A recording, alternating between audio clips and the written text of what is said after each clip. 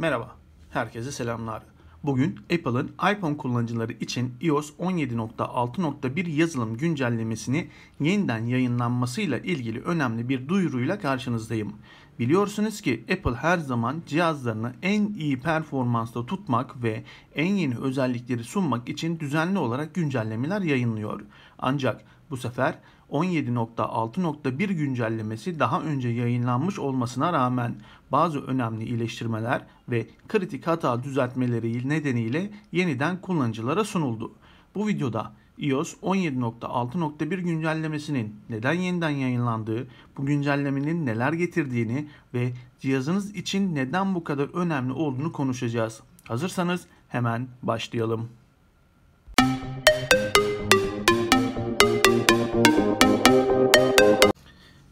Evet, introyu atladıktan sonra videomuza tekrar hoş geldiniz. Şimdi direkt konuya geçelim arkadaşlar. Buradan ayarlara geliyorsunuz. Ayarlar bölümünden hali hazırda burada yazılım güncellemeniz varsa gözükecektir. Eğer yoksa genele gelip genelden yazılım güncelleme bölümüne geldikten sonra en yazılım güncellemesi burada karşınıza çıkacaktır. iOS 17.6.1 yazılım güncellemesi karşımıza çıkıyor ve bu alt tarafta da bu güncellemede Apple Fitness erişimini engelleyebilecek bir sorun giderildi diye İngilizce yazıyor arkadaşlar. Bilginiz olsun. Şimdi burada gözükmüyorsa, indir yükle butonu gözükmüyorsa iTunes'a bağlıyorsunuz ve iTunes'a bağladıktan sonra iTunes'ta da gözükmüyorsa eğer size bir tane siteden bahsedeceğim. IPWS diye bir site var. Bu siteden eskiye dönük yazılım güncellemelerini bilgisayarınızı indirip iTunes üzerinden dosya ve paket halinde tekrar yükleyebileceksiniz arkadaşlar. Şimdi o siteyi size göstereyim. Evet, şimdi size o bahsettiğim siteye geliyoruz. Buraya Google'a IPWS yazıyoruz. Enter'a bastığımız zaman karşımıza çıkacak olan ilk site, yani bu siteye geliyorsunuz arkadaşlar. Tıklıyorsunuz bu siteye. Sonra bu site açıldığı zaman sizlere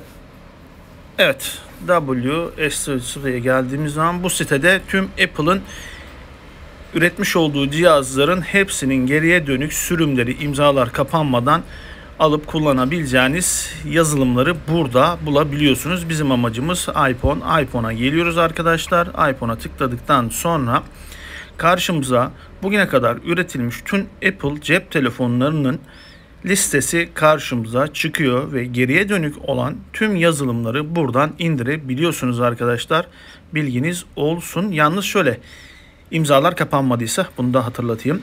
Şimdi burada iPhone 15 Pro Max'e gelelim, bizim cihazımıza.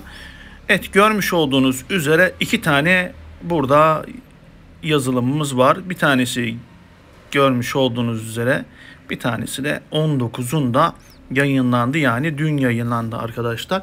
Şimdi buraya geleceksiniz ve buranın üzerine bir kere dokunduğunuz zaman bu şekilde bir bölüm açılacak. Burada da bu modelle ilgili, cihazla ilgili şeylerden bahsedecekler. Buradan indir ve bastığınız zaman 8.2 GB'a yakın, görmüş olduğunuz üzere bir veri istiyor ve indiriyor. Haberiniz olsun bilgisayarınıza. Buradan da aşağıya doğru inip baktığınız zaman nasıl yenilikler, nasıl güncellemelerle ilgili gelenleri görebileceksiniz arkadaşlar. Tek tek okumayayım şimdi, video çok uzun olur. Şimdi şunu söyleyeyim size arkadaşlar. Görmüş olduğunuz üzere sürüm numaralarındaki yukarıdakilerde değişiklik var. En son gelen 101 olarak gelmiş. Bilginiz olsun. Şimdi bunu yüklemekte acele ederseniz daha iyi olur sizin için. Çünkü bildirimlerde sıkıntı vardı, ses çıkmıyor diye. Bazı WhatsApp uygulamalarında sesli mesajları donuyor veya hiç okumuyordu. O şekilde sorunlarla karşılaştırıyordu bize yazılım. Birkaç tane daha sıkıntı vardı. Onları da bu yazılımla çözüldüğünü düşünüyorum arkadaşlar.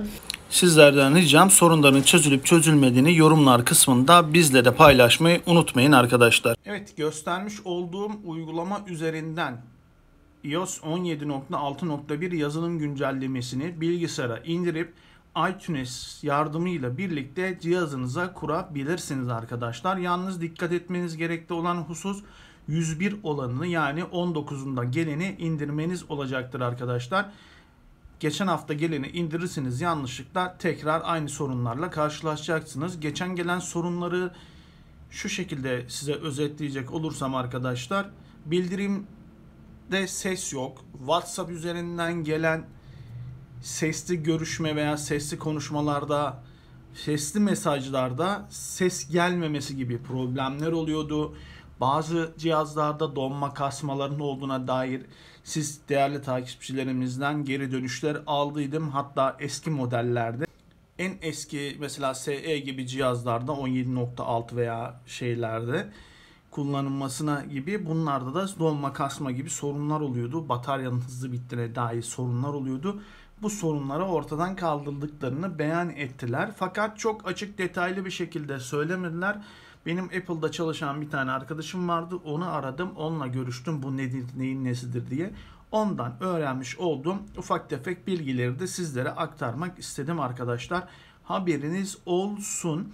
Şimdi bu yazılımı yükledikten sonra eski yazılım, yani eski 17.6.1 ile ki sorunların hepsinin çözüleceğine inanıyorum arkadaşlar. Sizlerden ricam, çözülüp çözülmediğine dair bu videodan sonra, yükledikten sonra alt tarafa yorumlarda belirtirseniz ve bu videoyu daha fazla arkadaşınızın bu konuyu öğrenebilmesi için paylaşırsanız ve abone değilseniz halen de abone olursanız seviniriz arkadaşlar.